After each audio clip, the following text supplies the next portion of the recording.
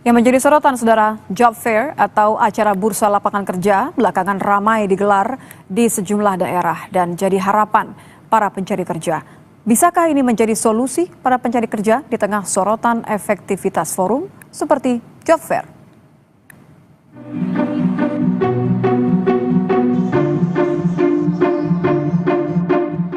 Acara job fair atau bursa kerja sebulan terakhir menjadi harapan warga yang masih mencari pekerjaan. Bursa seperti ini tak hanya didatangi lulusan baru, tapi sejumlah pencari kerja usia di atas 40 tahun juga ikut mengadu peruntungan mendapatkan pekerjaan. Para pencari kerja optimis bisa mendapat pekerjaan dari forum bursa kerja seperti ini. Sekarang udah 40 ini Ibu yakin nggak sih Bu dapat peluang kerja Ibu saat ini Bu? yakin sih, yakin.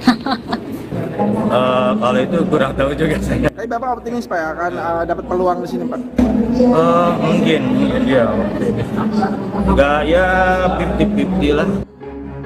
Acara bursa kerja atau job fair sempat jadi sorotan karena adanya narasi yang menyebut bahwa job fair hanya formalitas dan menjadi ajang perusahaan memoles citranya.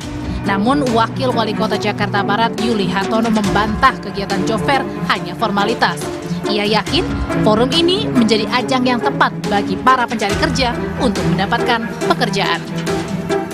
Banyak sekali euforia bahwa HRD hanya formalitas saja untuk acara ini. Tadi juga ada beberapa, kita lihat para pendaftar tuh ngomong ke saya, ini cuma formalitas ya Mbak, bisa nggak ada kualifikasi? Enggak, itu hanya perasaan. Ayo, semangat gitu. Catatan soal penyelenggaraan job fair diberikan Direktur Eksekutif Selios Bima Yudhistira yang menilai padatnya acara job fair seperti mencerminkan belum cukup tersedianya lapangan kerja yang disiapkan pemerintah. Kegagalan pemerintah menciptakan lapangan kerja. Sekarang justru kecenderungannya adalah di tengah lapangan kerja yang semakin sempit, job fair di mana-mana. Jadi masyarakat tidak menangkap itu sebagai pemerintah melakukan inisiatif untuk menyerap tenaga kerja, tapi justru sebaliknya. Karena gagal menciptakan lapangan kerja, makanya mereka membuat job fair yang nggak seimbang antara yang datang dengan posisi yang tersedia. Saat ini Indonesia tercatat berada di posisi tertinggi kedua di Asia Tenggara karena memiliki tingkat pengangguran sebesar 5%. Meskipun Istana membantah hal itu dan menyatakan berdasarkan data Badan Pusat Statistik, jumlah pengangguran terbuka di Indonesia menurun. Tim Liputan, Kompas TV. Viralnya narasi bahwa job fair hanya formalitas dan ada perusahaan yang dipaksa ikut meski sedang tidak buka lowongan menjadi sorotan dan perbincangan di media sosial. Apa yang ditunjukkan penyelenggara job fair agar keraguan terhadap acara ini bisa ditepis? Untuk mengulasnya sudah bersama kami Wakil Menteri Tenaga Kerja Immanuel Ebenezer dan konsultan SDM atau HR Consultant Hasan Askari. Selamat petang Bang Noel, selamat petang Mas Hasan. Selamat sore, Mbak Anissa. Selamat sore Mbak Anissa, Pak Noel yang saya hormati. Selamat sore. Wah, ini sudah mulai sapa-sapaan, mungkin geram-geraman di media sosial sudah mulai agak reda. Tapi saya ke Bang Noel dulu deh. Bang Noel, ini kan Anda merespon dengan cepat sebenarnya pernyataan dari Mas Hasan. Nanti saya akan tanya ke Mas Hasan. Tapi sebenarnya Anda bisa menjelaskan kepada kami tidak, kalau kekhawatiran Anda kan bilang bahwa tidak benar ini tudingan palsu mengenai lowongan di ajang job fair ini hanya sekedar act saja begitu ya, lowongannya palsu.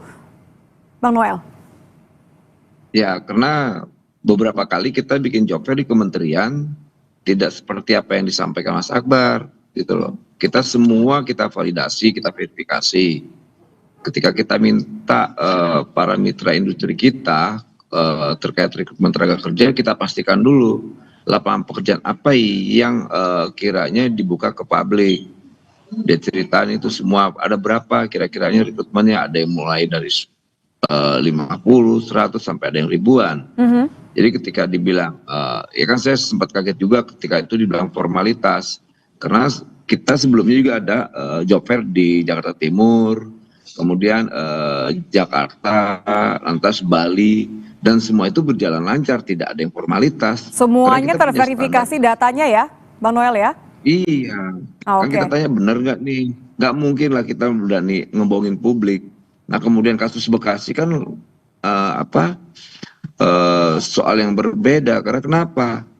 Yang dibutuhkan 2.000, yang datang 25.000 atau 20.000 sekian. Ya wajar lah orang menganggap itu sebuah formalitas.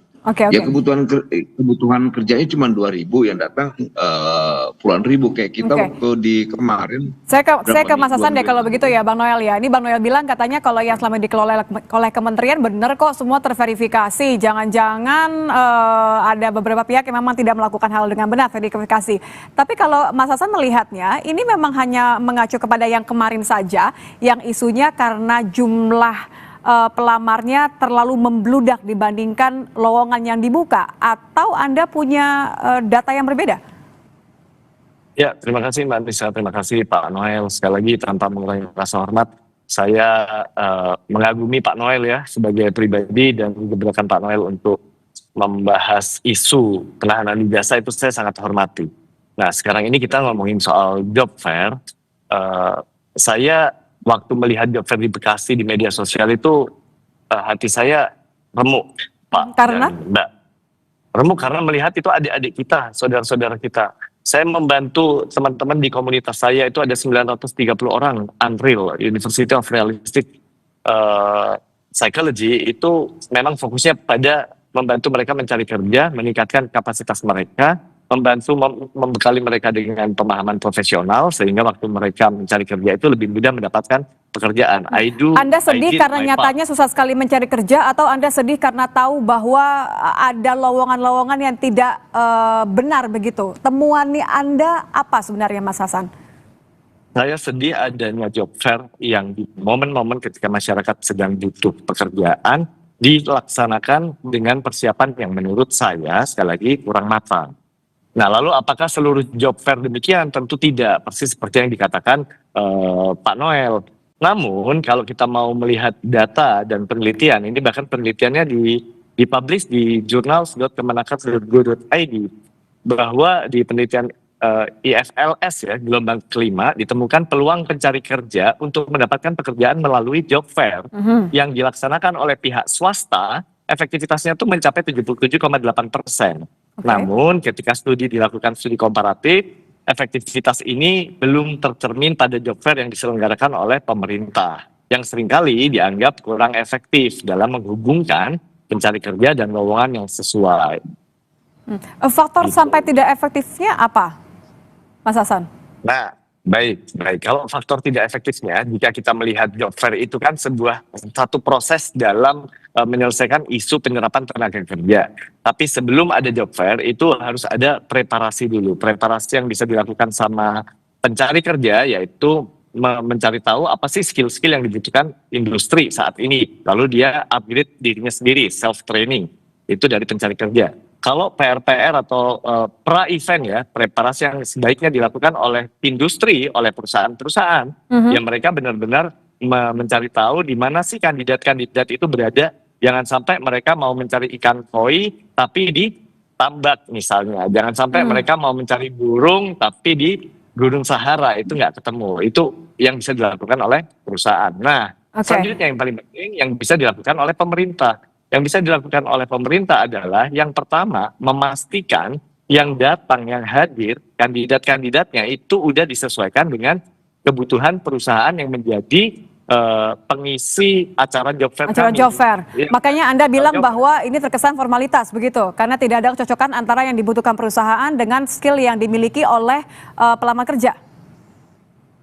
Iya, karena terlalu terburu-buru kali ya, dan nggak ada tracking sistemnya. Berbeda sama yang dilakukan oleh platform digital, Mbak Anissa, seperti Jobibi, Jobstreet, Glints, lalu ada LinkedIn. Itu mereka dianalisa datanya. Setelah job fair, setelah mereka melakukan matchmaking, itu ada kelanjutannya. Lu kenapa kok nggak nerima si A, si B, si C? Oh karena ada mismatch. Oh karena emang beda industri. Oh karena ini. Lalu data itu dianalisis lagi, dicarikan yang lebih sesuai lagi. Oh kandidat ini dengan perusahaan A nggak cocok, berarti kita coba dengan ini. Oh, apakah kekhawatiran Anda kalau ini hanya sekedar formalitas? Apakah hanya supaya pemerintah melakukan sesuatu untuk meredam kekhawatiran warga bahwa tidak ada lapangan pekerjaan?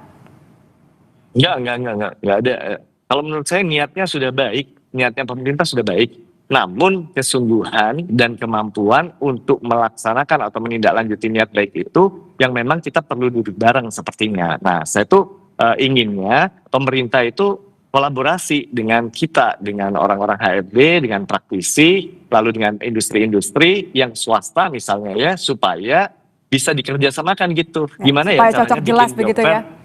Iya, berbasis digital yang benar-benar servernya bagus misalnya, itu emang butuh kolaborasi.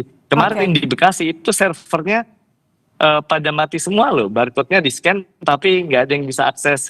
Itu dia. Kurang preparasi, katanya kurang persiapan, Bang Noel.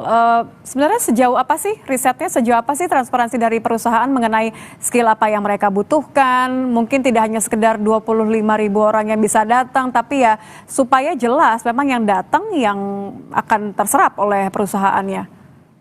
Supaya nggak formalitas, Bang, katanya. Ya tadi apa yang disampaikan ya betul. Kita kan sekarang melakukan banyak hal lah. Sudah kita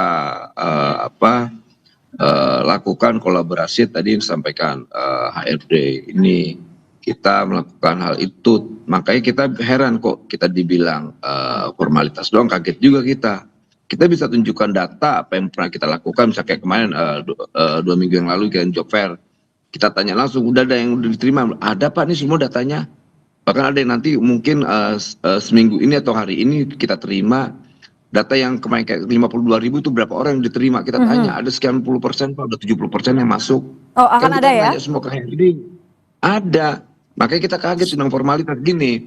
Jangan samakan apa yang dilakukan di Kota Bekasi dengan apa yang kita lakukan, karena nih publik mengeneral apa yang dilakukan, seakan-akan apa yang terjadi di Bekasi itu menjadi gambaran hampir semua job fair gitu loh. Itu kan tidak adil juga buat kita, tapi nggak apa-apa juga. Itu bisa kita anggap sebuah kritik dan masukan.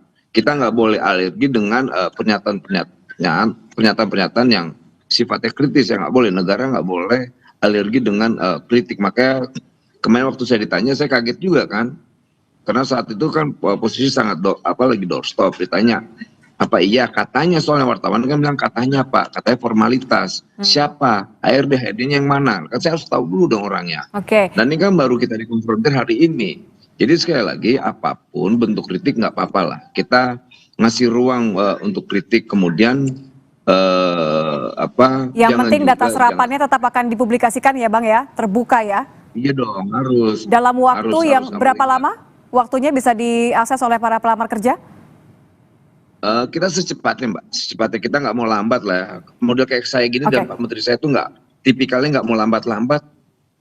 Karena gini, ya jangan dong, kita karena sedang menghadapi HRD yang nakal, HRD yang tukang minta-mintain duit ke para pencari kerja. Dan kita kan nggak lama lagi ada yang beberapa HRD yang kita pidana nih. Ancaman jelas berarti ya, pemerintah tidak menginginkan adanya rekrutmen yang justru merugikan para pelamar kerja.